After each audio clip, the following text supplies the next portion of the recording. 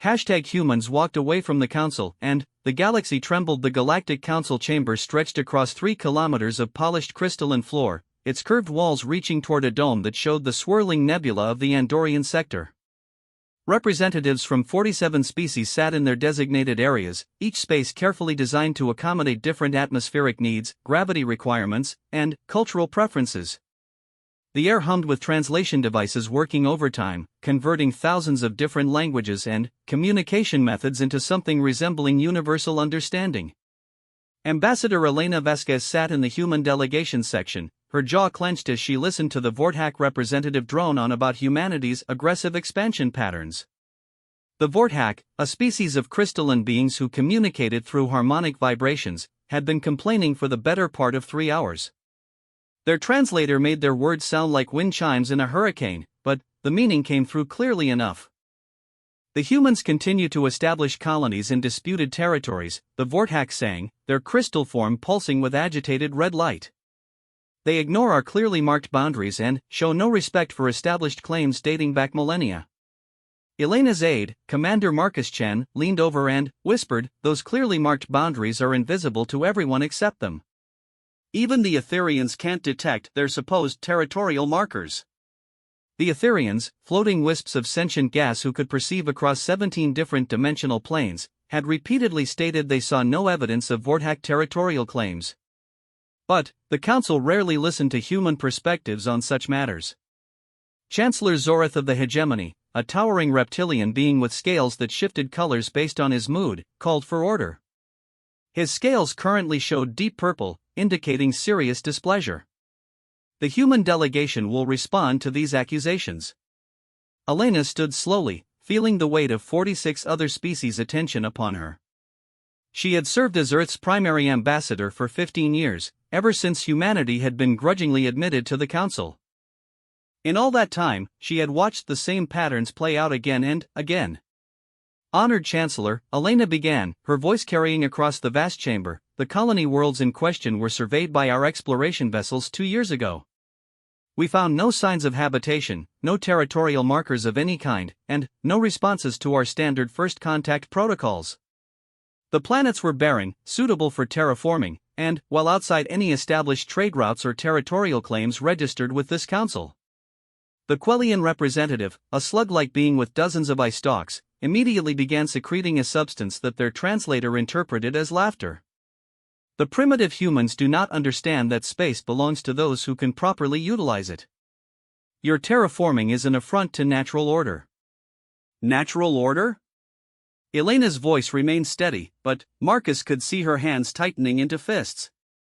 "We transform dead worlds into thriving ecosystems. We create life where there was none."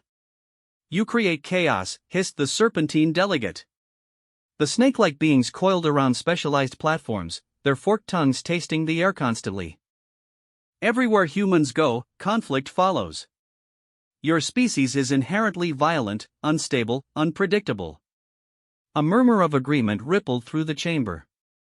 The seraphim, beings of pure energy who manifested as shifting geometric patterns, projected symbols that translated as support for the serpentine position. The massive Goliaths, silicon-based lifeforms that stood 4 meters tall, remained silent, but their body language suggested agreement. Elena looked around the chamber, seeing the same expression she had witnessed countless times before. Fear, disgust, condescension, and barely concealed hostility. She thought of the reports sitting in her private communications queue. Reports of human merchant ships being inspected 4 weeks at a time by Council forces, their cargo spoiling while bureaucrats found new reasons to delay clearance. Reports of human diplomats being denied access to trade negotiations that affected human colonies. Reports of scientific expeditions being turned away from promising research sites because some Council species had filed claims that were mysteriously approved within hours. "If I may address the Council's concerns about human nature," Elena said, activating her personal display system. A holographic image appeared above her head, showing a lush green world with blue oceans and white clouds. "This is Harmony Prime, one of our earliest terraforming projects. When we arrived, it was a dead rock with a toxic atmosphere. Today, it houses 2 million beings from 17 different species, all living in cooperative communities. The image shifted to show cities built into natural landscapes, with architecture that accommodated various species' needs. Children from different worlds played together in parks. Markets bustled with traders from across the galaxy. We have 47 such worlds, Elena continued. Not one of them has experienced significant conflict in over a decade. Our crime rates are lower than the galactic average. Our trade relationships are stable and profitable for all parties involved. Chancellor Zoratha's scales shifted to a deeper purple. Yet your military expenditures continue to increase. Your fleets grow larger each year. This is not the behavior of a peaceful species. Elena had been waiting for this topic. She gestured, and the hologram changed to show a collection of sleek, powerful warships. Yes, our fleets have grown. They need to, given the number of piracy incidents that seem to target human vessels exclusively. In the past year alone, we have lost 43 merchant ships to what official reports classify as random attacks by unknown raiders. She paused, letting that number sink in. However, our intelligence services have identified the true attackers in 37 of those cases. Ships belonging to Council member species, operating without official authorization but with remarkable coordination. The chamber erupted in protests and denials. The vortex's harmonic vibrations reached painful frequencies. The Quellians secreted defensive chemicals that made their section of the chamber smell like rotting vegetation. Even the normally serene Etherians began to pulse with agitated energy. Chancellor Zorath struck his ceremonial staff against the floor, the sound echoing like thunder. These are serious accusations, Ambassador. Do you have proof? Elena's smile was razor-sharp. Oh yes, Chancellor. We have proof. Detailed sensor logs, wreckage analysis, survivor testimony, and, most importantly, we have captured several of the attacking vessels intact. The chamber fell silent. This was not information the Council had expected to hear. I find it curious, Elena continued, that when human ships are attacked, Council response times average 43 hours. When ships belonging to founding species are threatened, response times average 12 minutes. When human colonies request emergency aid, it takes an average of 6 months to approve basic medical supplies. When vortex settlements need assistance, aid ships arrive within days. Commander Chen had provided her with these statistics years ago, but she had been waiting for the right moment to present them publicly. That moment had arrived. The human delegation formally requests equal treatment under Council law, Elena announced. We request the same response times, the same trade considerations, the same protection, and the same voice in Council decisions that founding species enjoy. The silence stretched for long moments. Then, the hegemony representative began to laugh, a sound like grinding stone. Other species joined in, creating a cacophony of alien amusement that felt like mockery. Chancellor Zorath raised his staff. The human delegation seems to misunderstand their position in this council. Founding species have earned their status through millennia of service, wisdom, and contribution to galactic civilization. Humanity has been a member for barely 15 years. Perhaps in a few centuries, when your species has matured, such considerations might be appropriate. Elena felt something cold settle in her stomach. Around the chamber, she could see representatives nodding agreement. The Celestials, beings of crystallized starlight, projected symbols of condescension. The deep ones, who lived in the crushing depths of oceanic worlds, sent bubbles of dismissive laughter through their environmental tanks. So our answer is no? Elena asked quietly. The Council will consider humanity's request through proper channels, Zorath replied, his tone suggesting the request would disappear into bureaucratic limbo. In the meantime, we expect human expansion to slow to acceptable levels, human military spending to decrease, and human territorial claims to be submitted for proper review. Elena looked at Commander Chen, who gave her an almost imperceptible nod.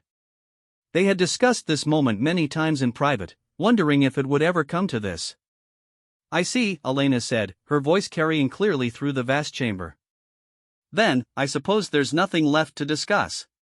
She gathered her data tablets and started walking toward the exit. Commander Chen and the rest of the human delegation followed her lead. Ambassador. Chancellor Zoreth called after her. Where are you going? The session is not yet concluded. Elena paused at the chamber's main entrance and turned back. 46 species stared at her with expressions ranging from confusion to amusement to outright hostility. We're leaving, she said simply. The Quellian representatives' eye stalks waved frantically. You cannot simply leave a council session. There are protocols, procedures, proper forms to file. Elena's laugh was sharp and bitter. Protocols that don't apply to us equally. Procedures that somehow never work in humanity's favor. Forms that disappear into the void while our people suffer. She activated her personal communicator, knowing the signal would be picked up by communication arrays across the galaxy. What she was about to say would be heard in every human colony, every human ship, every human settlement from here to the galactic rim. This is Ambassador Elena Vasquez, speaking for the United Earth Government and all human settlements. Effective immediately, humanity withdraws from the Galactic Council. All human representatives are recalled. All human facilities and assets will be removed from Council space within 30 standard days. All treaties, agreements, and cooperative arrangements between humanity and the Council are hereby terminated. The chamber had gone completely silent. Even the various environmental systems seemed to have stopped humming. Furthermore, Elena continued, her voice gaining strength with each word, any Council ship entering human-controlled space will be considered hostile and dealt with accordingly. Any interference with human vessels or colonies will be met with immediate military response. Humanity has tried cooperation for 15 years. We've been patient, diplomatic, and accommodating. That ends today. Chancellor Zoreth's scales had shifted to deep black, a color most species had never seen before. You cannot be serious, Ambassador. Humanity needs the Council. Your technology, your trade routes, your very survival depends on cooperative relationships with the galaxy's established civilizations. Elena smiled, and there was something in that expression that made several representatives shift uncomfortably in their seats. Does it? She asked. Our colonies are self-sufficient. Our technology advances independently. Our trade relationships exist primarily with younger species who actually treat us as equals. What exactly do we get from Council membership besides restrictions, delays, and condescension? She gestured broadly at the assembled representatives.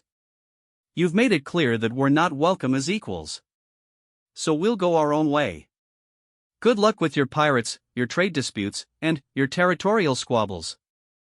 Humanity has better things to do. The human delegation walked out of the chamber, leaving behind 15 years of frustration, disappointment, and increasingly one-sided diplomatic relationships. Behind them, the Council representatives sat in stunned silence, trying to process what had just happened. As Elena and her team reached their transport, Commander Chen finally spoke. Think they'll try to stop us? Elena looked back at the crystalline spire of the Council building, where emergency sessions would no doubt be called within the hour. They'll try diplomatic pressure first. Economic sanctions. Maybe they'll try to convince some of our allies to abandon us. And, when that doesn't work? Elena's smile was grim. Then, they'll remember why so many species are afraid of humans in the first place. The transport lifted off, carrying the human delegation away from the Council chambers for the last time. Behind them, 46 species began to realize they might have made a serious mistake. In the depths of space, human ships began receiving new orders.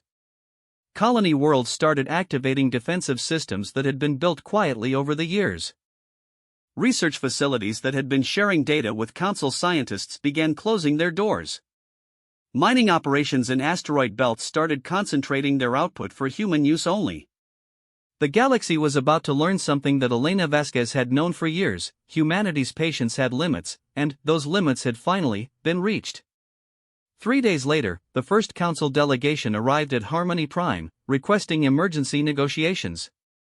They found the planet's defense grid active and were politely told to maintain their position outside the system's asteroid belt. The message they received was simple: humanity is no longer accepting visitors from Council space. Please leave.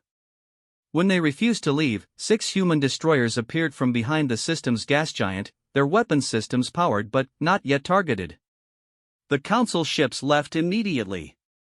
Word spread quickly through galactic communication networks. Humanity had not only withdrawn from the Council but was actively denying access to their territory. More importantly, they had the military strength to enforce that denial. Species that had laughed at human pretensions began running calculations on human fleet strength, human technological capabilities, and human territorial holdings. The numbers they found made them increasingly uncomfortable.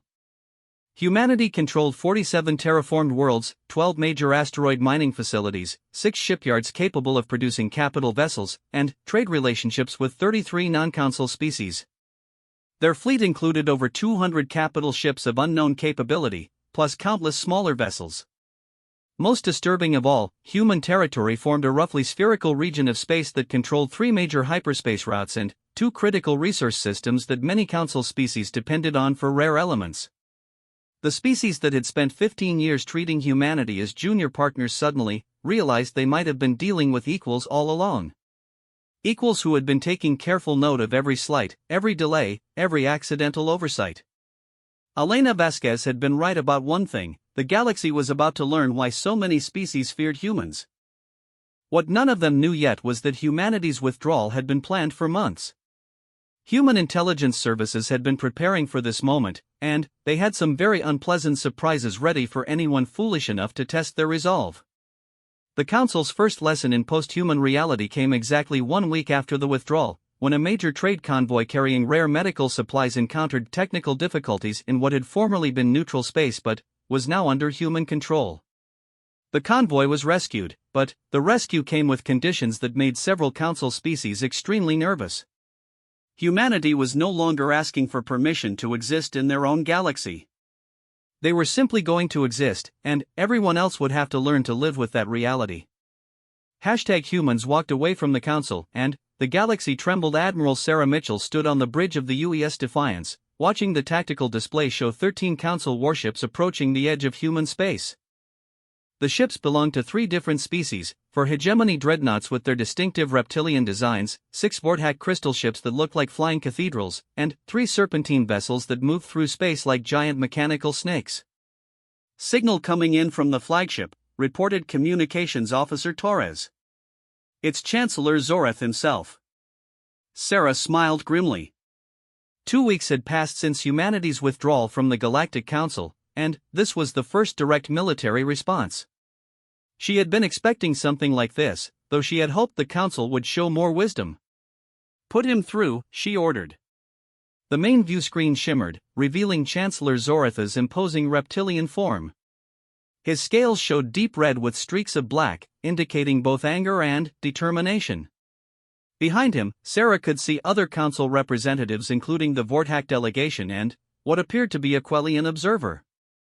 "Admiral Mitchell," Zoreth began, his voice carrying the authority of centuries, "you will order your ships to stand down and allow our vessels passage to Earth.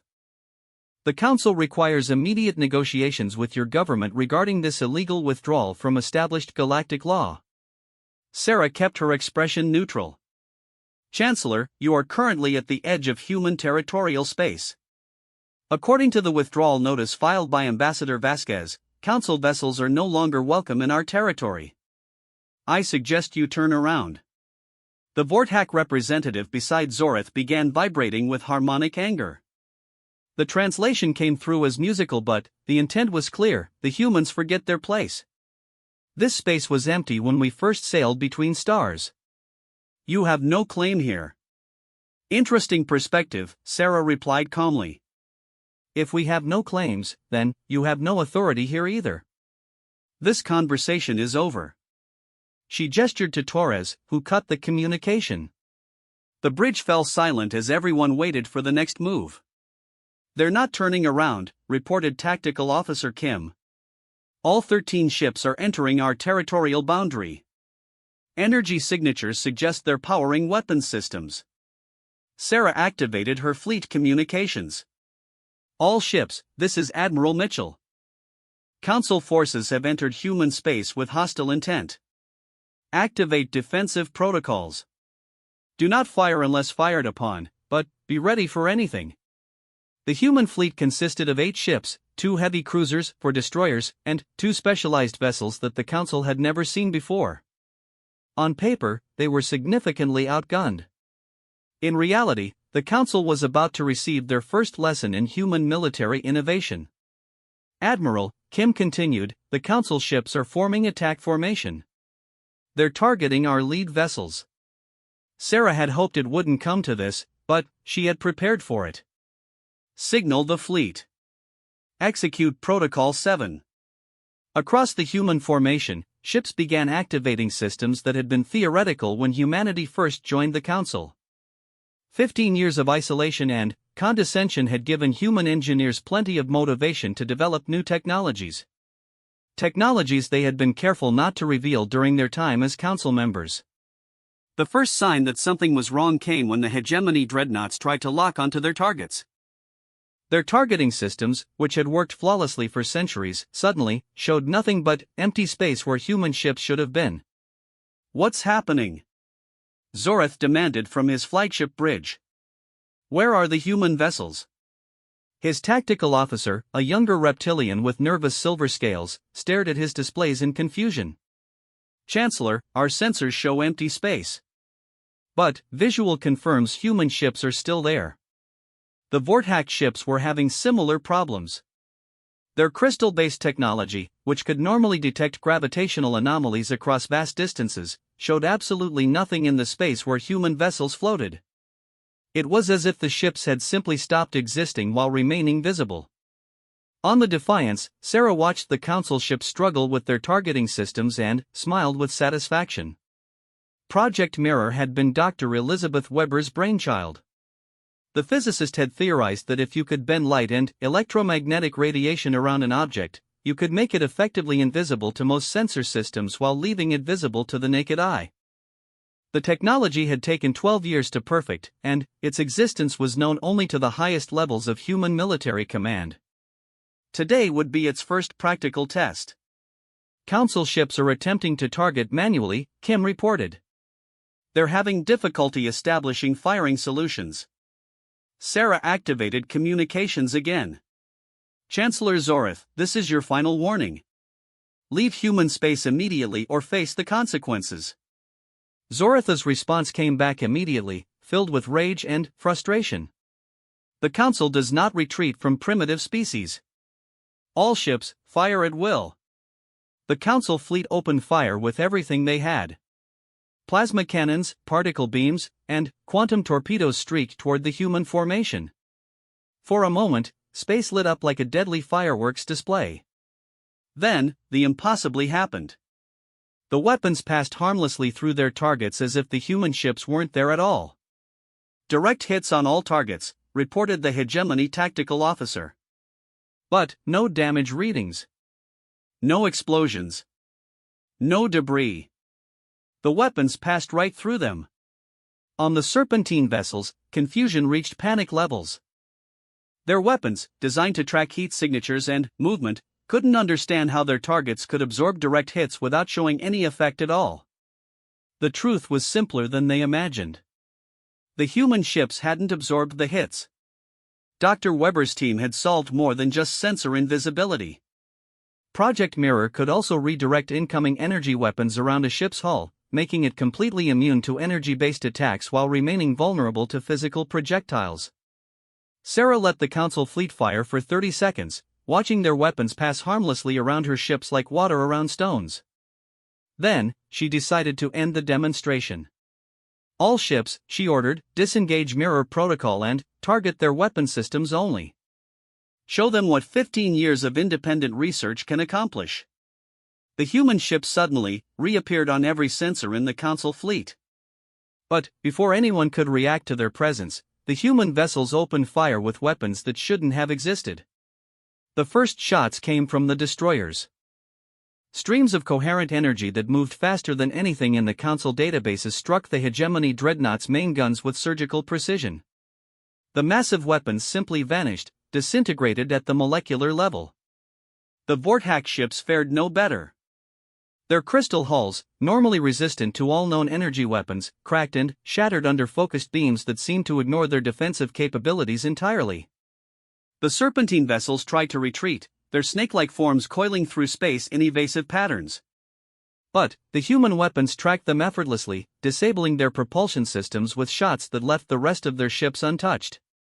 In less than 2 minutes, 13 of the galaxy's most powerful warships had been reduced to helpless hulks drifting in space. Sarah opened communications to the Council flagship.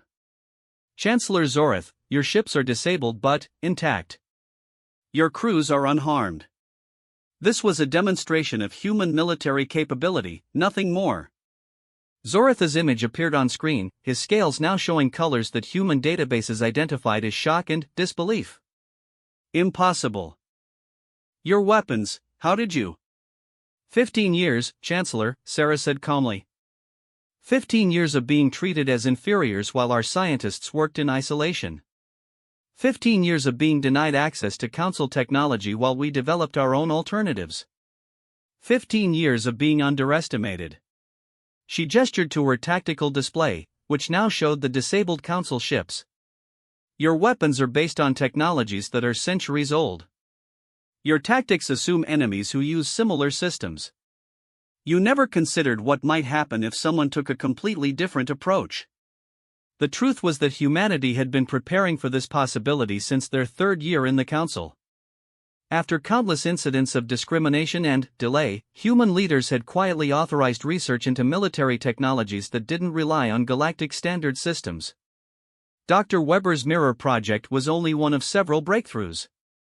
Dr. James Park had developed the disintegration beams by combining human quantum physics with captured pirate technology. Dr. Maria Santos had created targeting systems based on human neural networks that could track objects moving at impossible speeds. Most importantly, they had done it all in secret, sharing nothing with Council scientists who had repeatedly rejected human research proposals as primitive or theoretical. I'm having your ships towed back to Council space, Sarah continued. Consider this a professional courtesy. Next time, we might not be so generous. Zoreth found his voice. This is an act of war, Admiral. The Council will not tolerate such aggression. Sarah's laugh was cold. Aggression? Chancellor, you brought 13 warships into our territory with hostile intent. You fired first. By any definition of galactic law, you committed an act of war against us. She leaned forward in her command chair. But we don't want war, Chancellor. We just want to be left alone. Take your ships home. Tell the Council what you've learned here today. And remember this lesson the next time someone suggests that humans are too primitive to be taken seriously. The communication ended. Around the human fleet, specialized recovery ships emerged from the nearby asteroid field where they had been waiting. They began attaching towing cables to the disabled Council vessels. Admiral, Torres reported, we're receiving emergency communications from all over Council space. Word of this engagement is spreading fast. Sarah nodded. That had been part of the plan. The Council's military defeat needed to be public knowledge, not something that could be covered up or explained away. What kind of responses are we getting? Torres checked her displays. Mixed. Some species are expressing concern about human weapons capabilities.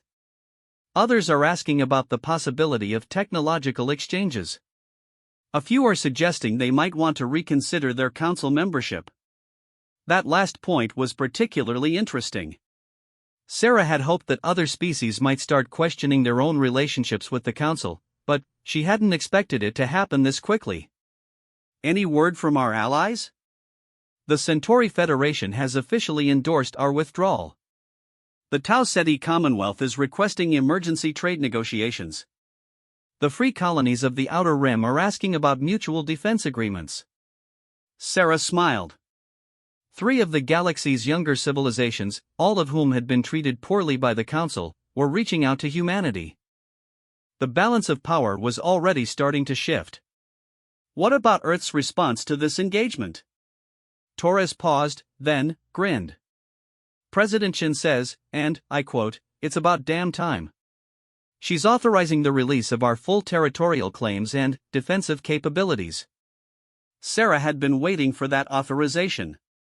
For 15 years, humanity had downplayed their true military strength and territorial holdings. Today, the galaxy would learn that human space was much larger than anyone had realized. Send the data package to all major communication networks, Sarah ordered. Let everyone see what humanity has actually accomplished. The data package contained detailed maps of human territory, including colonies and outposts that had been established in secret over the past decade. It showed shipping routes, defensive installations, and alliance agreements with dozens of non-council species. Most importantly, it included technical specifications for some of humanity's new weapons systems. Not enough information for other species to duplicate the technology, but enough to make it clear that humanity's military capabilities went far beyond what they had demonstrated today. Within hours, the information had spread across the galaxy. Species that had ignored humanity for decades suddenly found themselves studying human territorial maps and weapon capabilities with intense interest. The Etherians, those floating beings of sentient gas who rarely involved themselves in physical conflicts, sent a message directly to Sarah's ship: "We have observed human development with interest. Perhaps it is time for a more formal relationship between our peoples." The Goliaths, the massive silicon-based lifeforms who had always been neutral in council politics, indicated their willingness to discuss mining rights and resource-sharing agreements with human colonies. Most surprisingly, the Seraphim, beings of pure energy who had always supported the Council's founding species, transmitted a message that roughly translated as, "Your demonstration of principle is noted with approval." Sarah realized that humanity's withdrawal had done more than remove them from Council politics. It had created an opportunity for every species that had ever felt marginalized or overlooked by the galactic establishment. The Council had spent centuries building a system based on the dominance of founding species and the marginalization of younger civilizations. In a single day, humanity had proven that the system wasn't inevitable. "Admiral," Kim interrupted her thoughts, "long-range sensors are detecting additional Council ships approaching from 3 different vectors. Looks like reinforcements." Sarah checked the tactical display. 47 ships this time, representing at least 6 different species. The Council was apparently taking their defeat seriously. "Signal the fleet," she ordered. "Prepare for extended engagement. And send a message to Earth: we're going to need more ships out here." The first engagement had been a demonstration. The second one would be a war. But, as Sarah watched the approaching Council fleet, she felt confident about humanity's chances.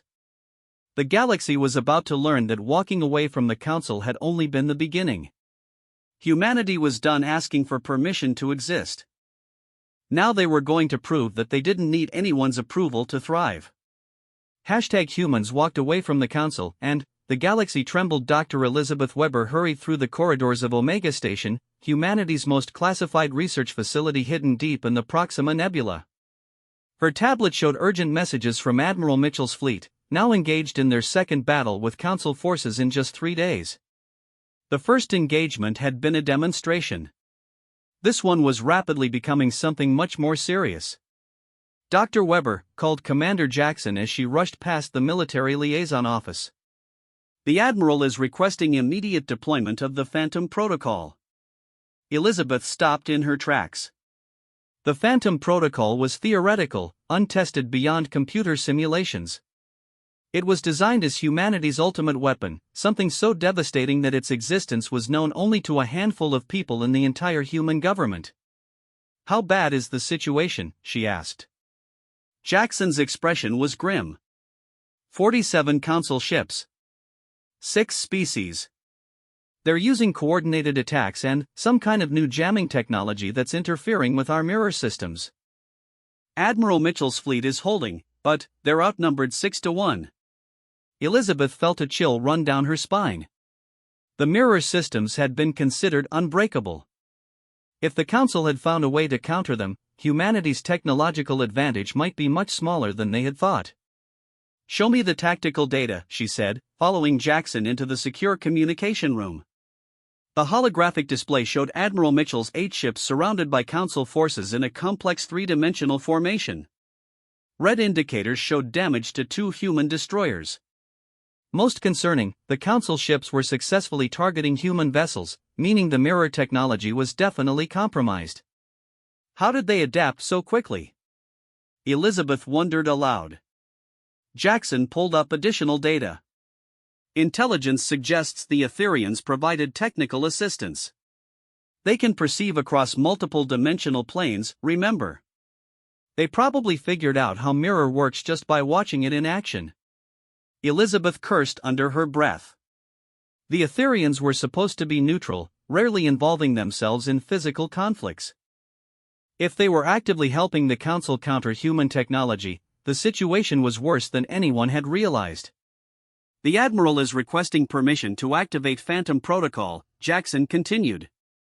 She says it's either that or retreat, and retreat would show weakness that humanity can't afford right now. Elizabeth stared at the tactical display. The Phantom Protocol represented 15 years of her life's work, building on theoretical research that had been rejected by every Council scientist who had reviewed it. The technology was based on a simple but terrifying principle: if you could manipulate the fundamental forces that held matter together, you could make entire objects simply cease to exist. The implications were staggering.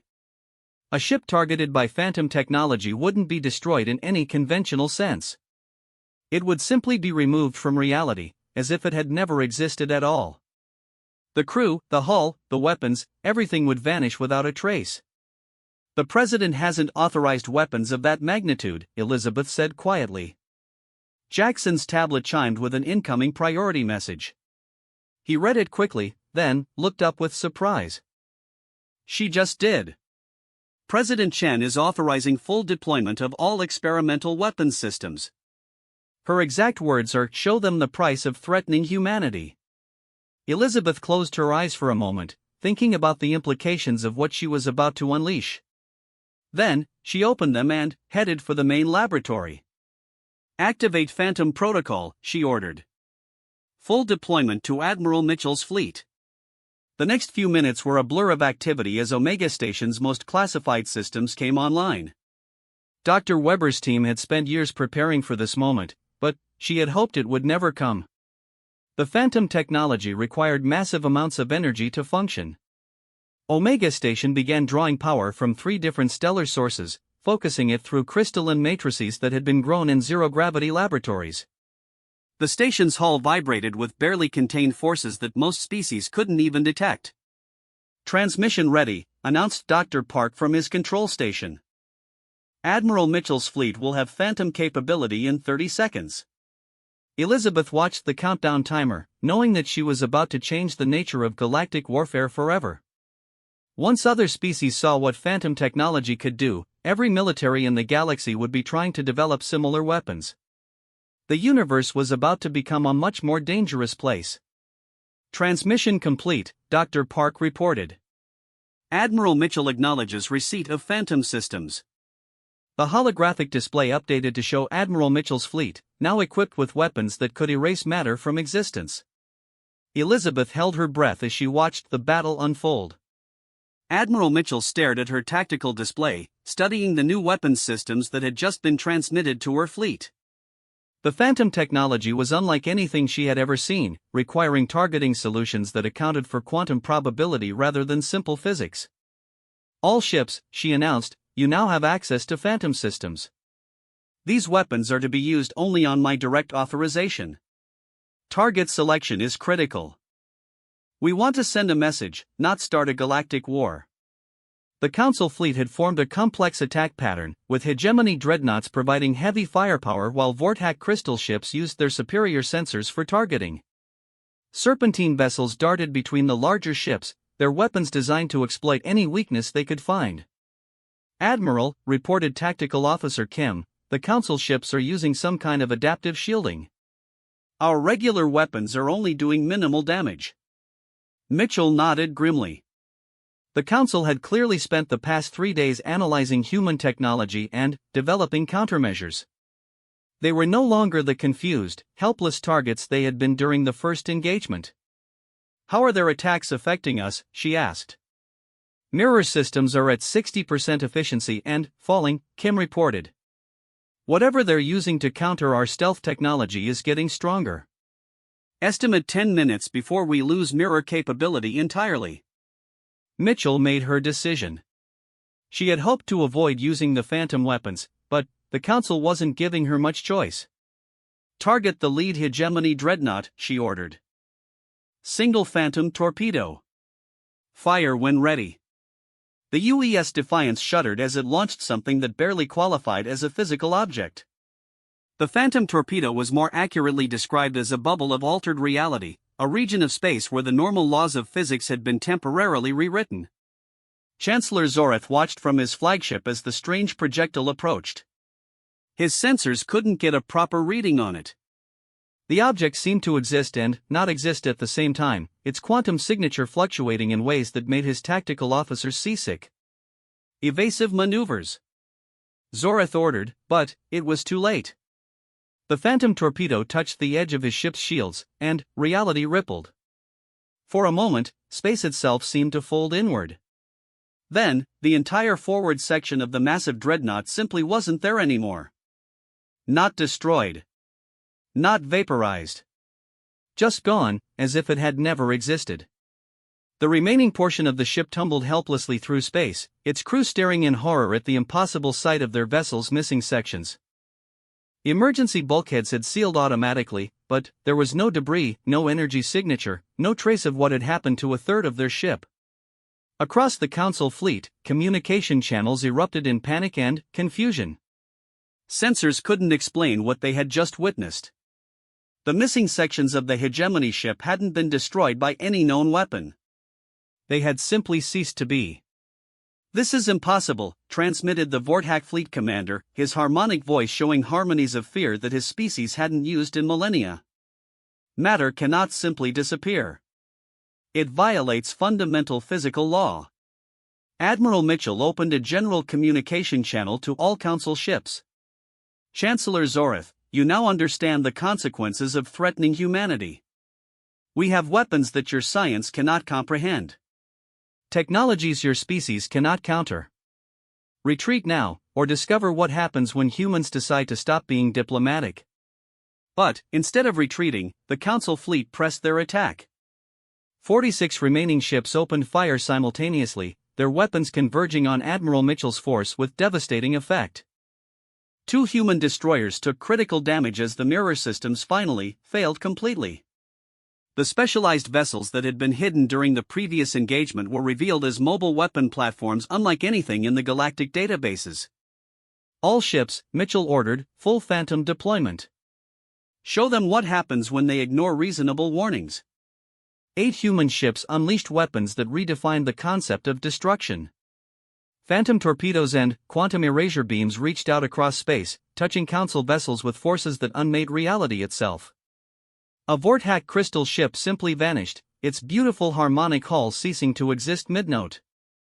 3 serpentine vessels lost their entire propulsion sections, leaving their crews alive but helplessly adrift.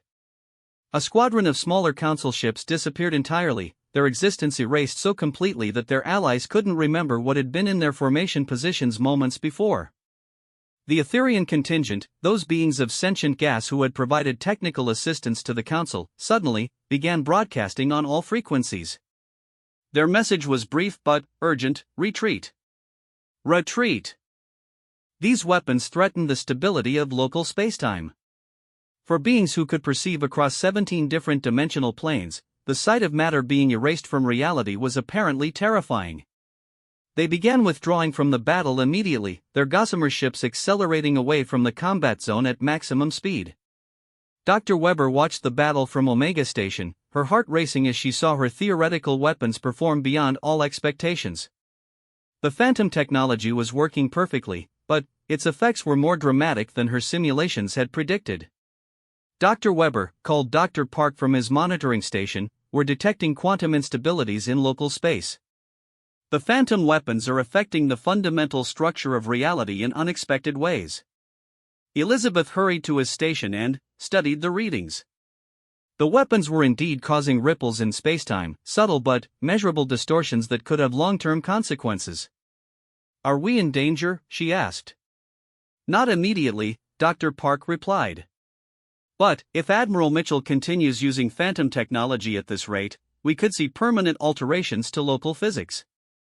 Space itself might become unstable. Elizabeth opened a priority channel to the Admiral. Admiral Mitchell, this is Dr. Weber. You need to cease phantom weapons deployment immediately. We're detecting dangerous side effects. Admiral Mitchell's response was immediate. All ships, discontinue phantom weapons. Switch to conventional systems only. But, the damage was already done. Of the 47 ships that had approached human space with hostile intent, only 19 remained operational. The rest had been either erased from existence or damaged beyond repair. Chancellor Zorath found himself in command of a fleet that had been reduced to less than half its original strength in under 10 minutes.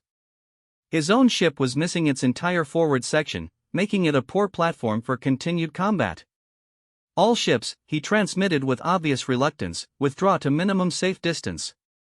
Maintain defensive formation but, do not engage human vessels.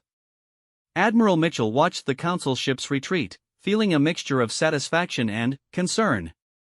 Humanity had proven its military superiority, but at what cost? The weapons they had just used were so powerful that even their creators were worried about side effects. Admiral, reported Communications Officer Torres, were receiving transmissions from across the galaxy. Word of this engagement is spreading even faster than the first one. Mitchell nodded. What kind of responses? Fear, mostly, Torres replied. Several species are expressing concern about human weapons capabilities. The Celestials have called for an emergency session of the Galactic Research Council to discuss threats to universal stability. But, we're also getting cooperation offers from species that have never contacted us before. The political implications were staggering. By demonstrating weapons that could erase matter from existence, humanity had fundamentally changed the balance of power in the galaxy. Every species would now have to consider the possibility that their enemies might develop similar technology. Any direct communications from Council leadership? Torres checked her displays. Chancellor Zorath is requesting immediate negotiations. The Hegemony High Command wants to establish a direct diplomatic channel. Most interesting, the Etherians are offering to mediate peace talks. Admiral Mitchell considered the offers. Humanity had proven its point decisively. Now they needed to figure out how to live with the consequences of their demonstration. Send a message to Chancellor Zorath, she decided. Tell him we're willing to discuss peace terms, but negotiations will take place in neutral space, with representatives from non-council species as observers. Make it clear that any future aggression against humanity will result in escalated responses. As the surviving council ships limped back toward their home territories, Admiral Mitchell began receiving reports from across human space. The demonstration of phantom technology had achieved its intended effect. No species in the galaxy would underestimate human military capabilities again. But, Dr. Weber's concerns about spacetime instability were troubling. Humanity had developed weapons so powerful that using them might threaten the structure of reality itself. It was a sobering thought. The galaxy had wanted to know what would happen if humanity walked away from the Council. Now they had their answer: the universe itself would have to adapt to humanity's independent existence. What none of them knew yet was that the phantom technology was only the beginning. Deep in human research facilities, scientists were working on projects that would make matter erasure look primitive by comparison. Humanity had spent 15 years being patient and diplomatic. Now they were going to show the galaxy what they could accomplish when they stopped asking for permission. The Council had demanded respect through intimidation. They were about to learn that humanity had redefined the concept of intimidation entirely.